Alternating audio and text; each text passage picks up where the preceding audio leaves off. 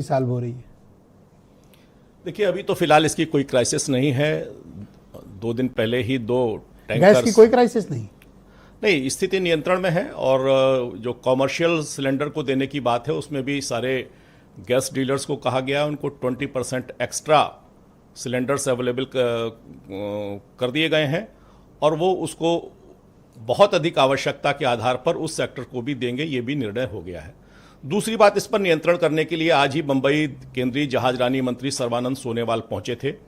उन्होंने पोर्ट के अधिकारियों के साथ, जो टैंकर्स की जो कंपनीज हैं उनके साथ और प्राइवेट सेक्टर्स में जो काम करने वाले लोग हैं इन सारे के प्रतिनिधियों से बात की है। सरकार न केवल खुद खरीद रही है बल्कि प्राइवेट जो प्लेयर्स हैं उनके साथ भी सरकार ने आज संवाद स्थापित किया है और निश्चित रूप से इस दिशा के अंदर भी भारत के कूटनीतिक प्रयास जारी हैं।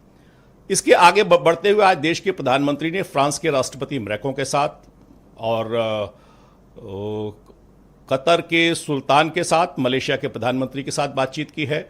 आज देश के राष्ट्रीय सुरक्षा सलाहकार डोभाल जी ने अमेरिका के राजदूत के साथ आज संवाद स्थापित किया है और लगातार देश के विदेश मंत्री सारे देशों के साथ बातचीत कर रहे हैं। भारत ने पहल को आगे बढ़ाया है। कल ही ईरान के लिए भारत ने मेडिकल हेल्प प्रोवाइड की है, वो वहाँ पहुँच गई है। वहाँ से भारत की जनता के लिए ये जो भारत की सरकार ने किया है इसके लिए ईरान की ओर से सद्भावना का संदेश भी मिला है।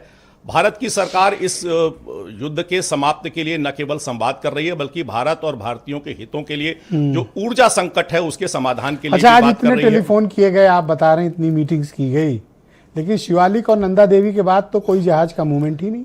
आज आपके 22 जहाज वहां फंसे हुए हैं जिसमें एलएनजी के भी टैंकर्स हैं, उनको छुड़ाने के लिए क्या किया गया? ब्रजेश भाई, आज ही क्रूड ऑयल का एक टैंकर भारत आया है। क्रूड ऑयल की कमी नहीं है, जो चाहिए वो मंगाओ। नहीं, वो भी आ रहा है। दरअसल बात यह है कि फॉर योर काइंड इन्फॉर्मेशन, जलडमरू मध्य से एक भी नहीं आया उन 2 के बाद। ब्रजेश भाई, कूटनीति एक ऐसा सब्जेक्ट है जिसको सुंदर होना जरूरी नहीं होता, उसको उपयोगी और परिणाम में कन्वर्ट करने वाला वो बहुत आवश्यक होता है। ये कूटनीति ऐसा विषय नहीं है कि जिसको सुंदरता के साथ सबको सार्वजनिक करते हुए बातचीत की जाए। मुझको लगता है कि इसीलिए भारत के सारे फ्रंट, जिसमें प्राइम मिनिस्टर खुद इन्वॉल्व हैं, जिसमें फॉरेन मिनिस्टर इन्वॉल्व हैं, सिक्योरिटी एडवाइजर इन्वॉल्व हैं, हमारे सारे अभी विदेश मंत्री विदेश दौरे पर गए हुए हैं। भारत दीर्घकालीन इन स्थितियों के लिए अपने आप को तैयार कर रहा था। भारत के अंदर क्रूड ऑयल को उसके रिफाइनरी के लिए 10 सालों में भारत ने अपनी क्षमता को बहुत अधिक बढ़ाया है। लोगों को एलपीजी मिले। संजय चौधरी जी, आप देखिए कूटनीति में क्या बातें करते हैं, किसको टेलीफोन करते हैं। आम लोगों का इससे बहुत कंसर्न नहीं होता। लोग ओपिनियन रखते हैं, वो अलग बात है। ये काम आपका है, आपका मतलब सरकार का है। लोगों को एलपीजी चाहिए। आप मुझे बताएं कि मैक्रों को फोन करने से मिल जाएगी क्या? ब्रजेश भाई, इसका समाधान यह है कि आप ईरान से सीधे बात करें, उनके राष्ट्रपति से, और कहें कि भाई जैसे पहले 2 छोड़े हैं हमारे आ जाने दो।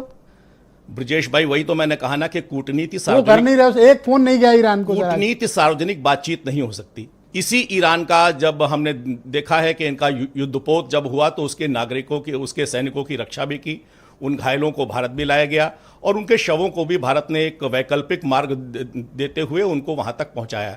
भारत कूटनीतिक प्रयासों को जिस संवेदना के साथ, जिस संवेदनशीलता और त्वरित आधार पर चुन ली है, क्या इस कारण हमको परेशानी हो रही है?